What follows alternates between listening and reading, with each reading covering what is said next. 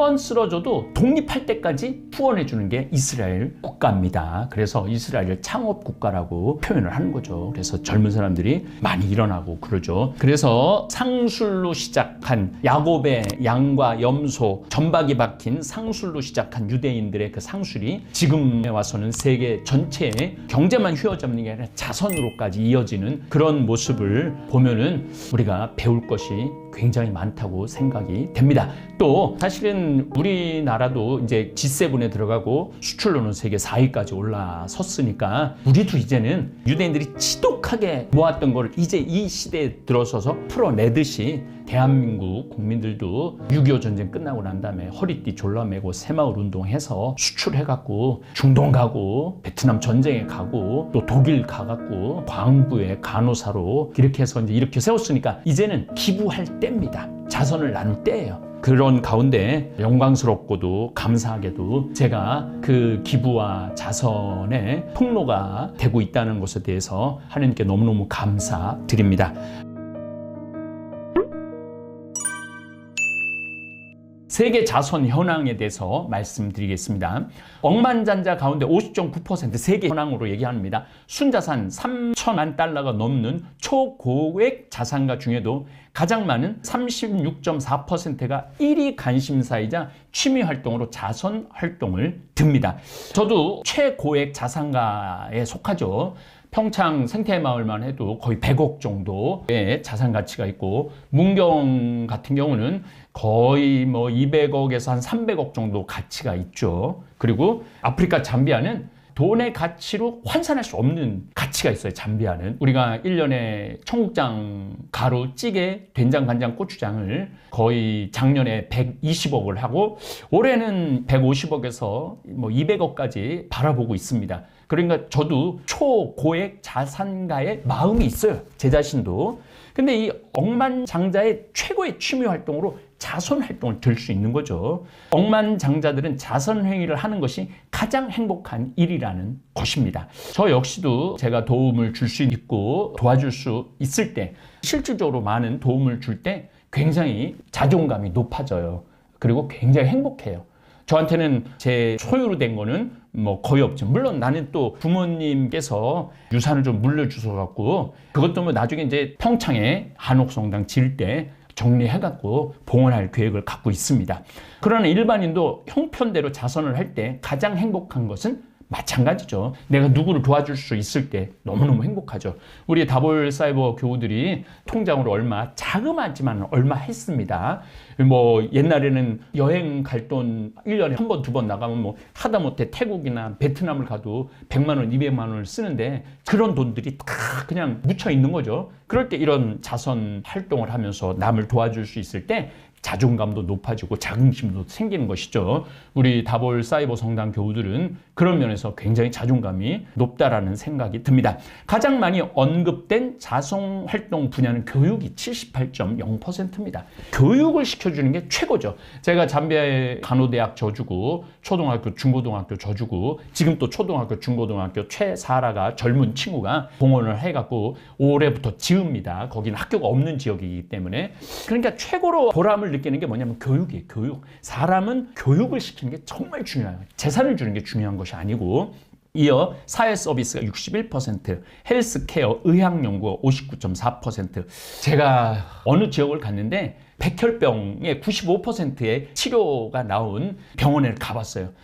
그랬더니 거기서 근무하는 사람들이 1년에 20억 달러인가가 기부금으로 들어온다는 거예요. 보니까 LA 농구 선수들 뭐 굉장히 많더라고요. 그들이 다 기부한 돈으로 백혈병 고치는 거 돈 한 푼도 안 받고 고쳐주는 사업을 하더라고요. 그리고 이제 문화예술을 도와주는 거 순위 나오는 거죠. 제가 이제 지금 교육하죠. 사회 서비스 잠비아에서 많이 하고 또 우리 생태마을 문경하고 헬스케어 의학연구, 간호대학도 하고 이제 의대도 잠비아에 세울 겁니다. 문화예술, 우리 다볼 사이버 찬양단 이렇게 도와주는 제가 이렇게 가는 길이, 가는 그것이 일반적인 억만장자들의 가는 길하고 거의 똑같고 여러분들은 지금 저를 열심히 따라오고 있는 겁니다. 유대인의 통 큰 기부를 좀 말씀을 드리겠습니다.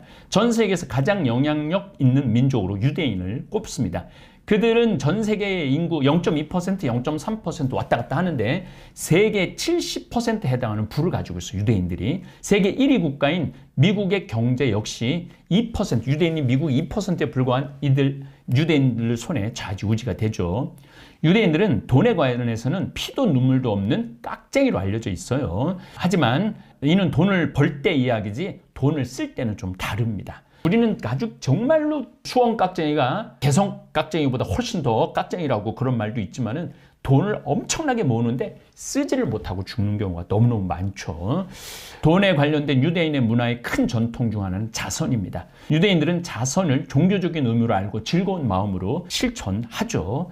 실제 유대인들은 큰 돈을 벌어 사회에 환원하는 전통이 뿌리 깊습니다. 유대인들은 인간이 베풀 수 있는 덕 중에 자선의 덕을 으뜸으로 칩니다. 가나안 땅을 로마한테 빼앗기고 2000년 동안 동유럽, 서유럽, 북유럽, 영국 그리고 미국까지 떠돌아 다녔던 유대인들은 유대인 공동체가 아직까지 존속될 수 있었던 가장 큰 원인 가운데 하나는 그 구성원들이 서로 어려울 때 도왔기 때문입니다. 자, 여기서 자선이라는 것은 전 세계를 향해서도 자선을 했지만 유대인들 서로 도왔다는 얘기예요.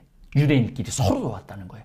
어려울 때 한 가게를 밀어주고 한 번 쓰러져도 독립할 때까지 후원해주는 게 이스라엘 국가입니다. 그래서 이스라엘을 창업 국가라고 표현을 하는 거죠. 그래서 젊은 사람들이 많이 일어나고 그러죠. 이런 전통은 지금도 계속되고 있습니다. 미국 경제주간지 비즈니스 워커는 그의 가장 많은 돈을 기부한 자선사업가 50명을 매년 뽑는데 2%에 불과한 유대인들이 30%를 늘 차지합니다. 무서운 자선가들인 거죠. 그래서 야곱의 양과 염소, 전박이 박힌 상술로 시작한 유대인들의 그 상술이 지금에 와서는 세계 전체의 경제를 휘어잡고 또 경제만 휘어잡는 게 아니라 자선으로까지 이어지는 그런 모습을 보면은 유대인들이 우리가 배울 것이 굉장히 많다고 생각이 됩니다. 또 사실은 우리나라도 이제 G7에 들어가고 수출로는 세계 4위까지 올라섰으니까 우리도 이제는 유대인들이 지독하게 모았던 걸 이제 이 시대에 들어서서 풀어내듯이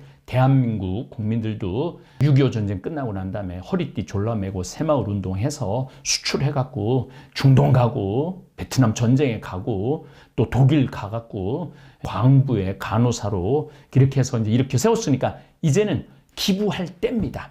자선을 나눌 때예요. 그런 가운데 영광스럽고도 감사하게도 제가 기부와 자선의 통로가 되고 있다는 것에 대해서 하나님께 너무너무 감사드립니다. 그리고 제가 사제생활 30년 하면서 잘못을 했었어요. 젊었을 때. 잘못을 많이 하고 넘어지기도 많이 넘어졌는데 지금은 투명한 거, 그 다음에 한 걸음 한 걸음 나가는 거, 서두르지 않는 거, 그리고 내가 못하면은 누가 채워준다? 하느님께서 채워주신다. 인간이 할 수 있는 것까지만 해야 되는데 그걸 넘어서서 욕심을 내갖고 무슨 사업을 한다든가 뭐 성당을 무리하게 짓는다든가 그런 일은 없을 겁니다. 딱 내 주제에 맞게 내 꼴에 맞게 정말 꼴값에 맞게끔 앞으로도 진행을 할 겁니다. 감사합니다. 우리는 돈이 많아지면 행복해질 거라고 늘 생각합니다. 그런데 정말 돈이 많은 사람들은 가장 행복한 순간은 누군가를 도울 때였다고 이야기를 합니다. 전 세계 부자들을 조사해보면 공통된 특징이 하나 있습니다. 그들이 가장 많이 하는 활동, 바로 나눔입니다. 자선, 기부, 봉사. 그들은 왜 힘들게 번 돈을 다시 나누려고 할까요? 이 질문에 대한 답을 가장 잘 알고 있는 사람들은 바로 유대인들입니다. 유대인들은 어릴 때부터 돈을 버는 법보다 먼저 나누는 법을 배웁니다. 돈은 혼자 잘 살기 위해 있는 것이 아니라 함께 살아가기 위한 도구라고 가르칩니다. 그래서 한 사람이 성공하면 거기서 끝이 아닙니다. 그 다음은 반드시 다른 사람을 일으켜 세웁니다. 그래서 유대인 사회에는 이런 문화가 있습니다.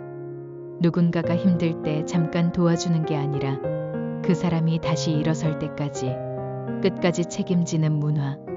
이게 바로 유대인들이 2000년 동안 흩어져 살면서도 무너지지 않은 이유입니다. 여기서 중요한 건 돈이 아닙니다. 사람은 누군가를 도울 때 비로소 자신의 존재를 느낍니다. 내가 누군가에게 필요한 사람이구나. 내가 누군가의 삶에 의미가 있구나. 이걸 느끼는 순간 사람은 이상하게 행복해집니다. 그래서 많은 사람들이 이렇게 말합니다. 도와주고 나면 내가 더 기분이 좋다. 이건 단순한 감정이 아닙니다. 사람은 누군가에게 도움이 되는 존재일 때 가장 안정되고 가장 만족을 느끼도록 만들어져 있습니다. 그래서 돈이 많아도 외로운 사람은 불행하고 큰 재산이 없어도 누군가를 도우며 사는 사람은 훨씬 더 밝고 행복합니다. 이제 우리를 한번 돌아봐야 합니다. 우리는 한때 도움을 받던 나라였습니다. 하지만 지금은 세계가 인정하는 나라가 되었고 이제는 누군가를 도울 수 있는 위치에 서 있습니다. 중요한 건 얼마를 가지고 있느냐가 아닙니다.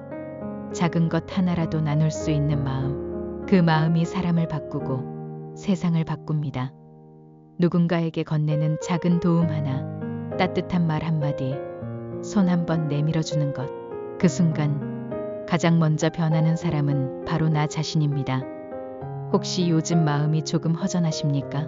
무언가 채워지지 않는 느낌이 있으십니까? 그럴 때일수록 한번 해보십시오. 누군가를 도와보십시오. 그 순간 이상하게도 내 마음이 먼저 따뜻해집니다. 그리고 깨닫게 됩니다. 이게 진짜 사는 기쁨이구나. 감사합니다.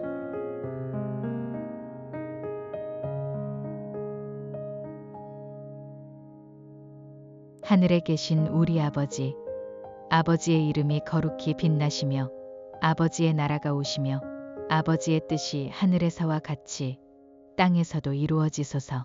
오늘 저희에게 일용할 양식을 주시고 저희에게 잘못한 일을 저희가 용서하오니 저희 죄를 용서하시고 저희를 유혹에 빠지지 않게 하시고 악에서 구하소서. 아멘.